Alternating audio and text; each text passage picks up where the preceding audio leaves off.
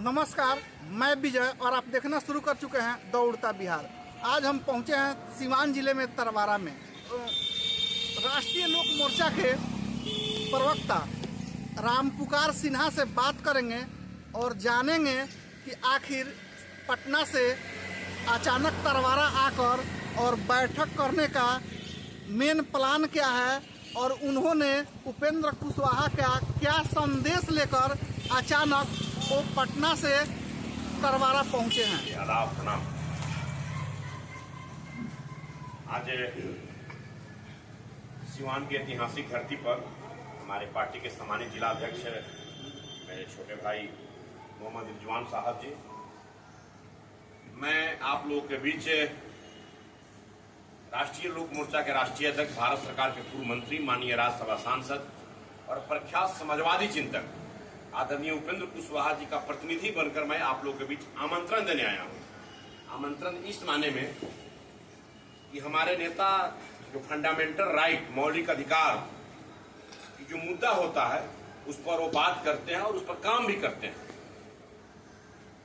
जिस समय पूरे देश में आंदोलन चल रहा था, बहुत सारे चीजों का आंदोलन, शिक्षा में सुधार के लिए आंदोलन, कॉलेजियम सिस्टम के खिलाफ आंदोलन, इसके अलावा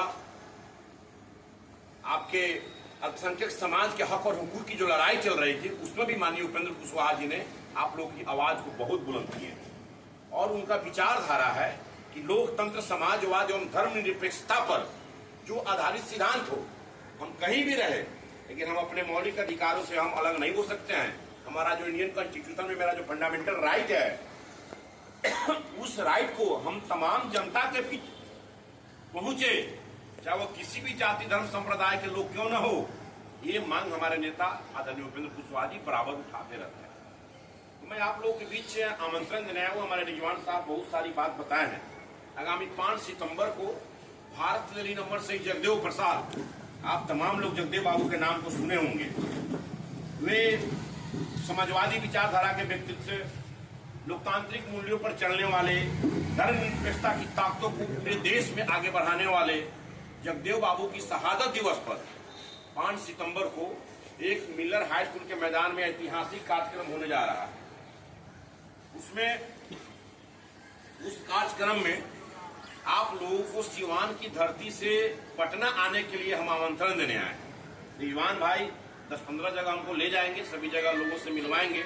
यहाँ से भी एक बस यूले आप लोग आइए अपने हक और हुकूक की लड़ाई लड़ने के लिए। हमारे नेता भी जो मुद्दा उठाए हैं, संवैधानिक अधिकार परिसीमन सुधार, देखिए इसके बारे में रिजवान भाई बताए हैं, थोड़ा मैं और 2-3 मिनट में डीपली बता देना चाहता हूँ। दक्षिण भारत के लोग नहीं चाहते हैं कि बिहार, बंगाल, उत्तर प्रदेश, मध्य प्रदेश जो इधर क्षेत्र हैं, इस क्षेत्र में संख्या बढ़े लोकसभा का। उनका कहना है कि हम लोग संख्या नहीं बढ़ाए हैं, आप लोग संख्या बढ़ाए हैं, इसलिए आप लोग समझिए जो संख्या के आधार पर ही लोकसभा का मतलब नियंत्रण होता है, परिसीमन होता है। आज हमारा बिहार की जनसंख्या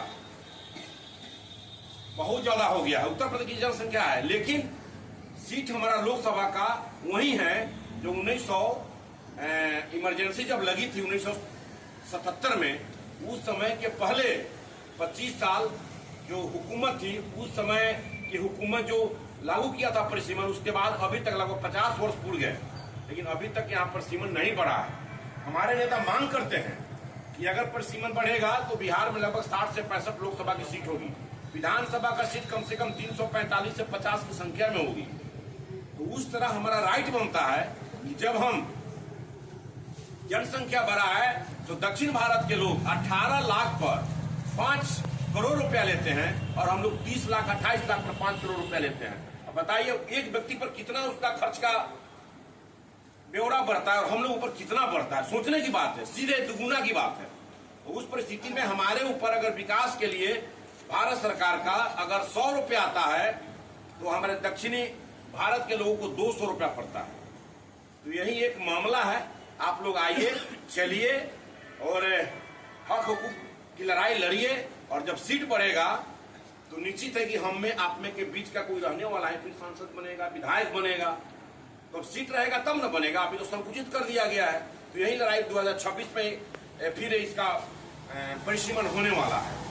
तो अभी से ही माने 25 से ही दक्षिण भारत के सांसद लोगों ने सदन में राज्यसभा या लोकसभा में विरोध करना शुरू कर दिया है कि परिसीमन नहीं बढ़नी चाहिए जनसंख्या के आधार पर। तो इसका मांग हम लोग करें कि हम लोग अगर जनसंख्या बढ़ा है तो भाई उस परिस्थिति में हम लोग को हक मिलना चाहिए, जो हमारा इंडियन कॉन्स्टिट्यूशन में, भारतीय संविधान में जो हमारा लोकतांत्रिक अधिकार है, उस अधिकार को हमें कोई वंचित नहीं कर सकता है। हमें कानून के आधार पर भारत सरकार से लेने के लिए कृत संकल्पित हूँ। तो हमारे नेता उपेंद्र कुशवाहा जी इसी के लिए लड़ाई लड़ रहे हैं। और भारत ललीन अमर से जगदेव प्रसाद जी की शहादत दिवस, उस दिन शिक्षक दिवस भी है 5 सितंबर को।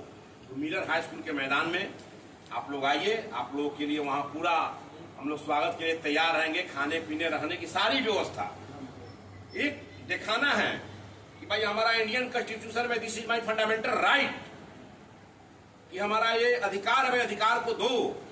कोई अधिकार से वंचित करेगा वो बिहार की जनता और खासकर उत्तर भारत की जनता, पूर्वोत्तर की जनता बैठने वाली नहीं है। इसी के लिए हम आपके बीच आए हैं। तो मुझे भी आशा और विश्वास है, सीवान क्रांतिकारियों की भूमि है, ऐतिहासिक धरती है।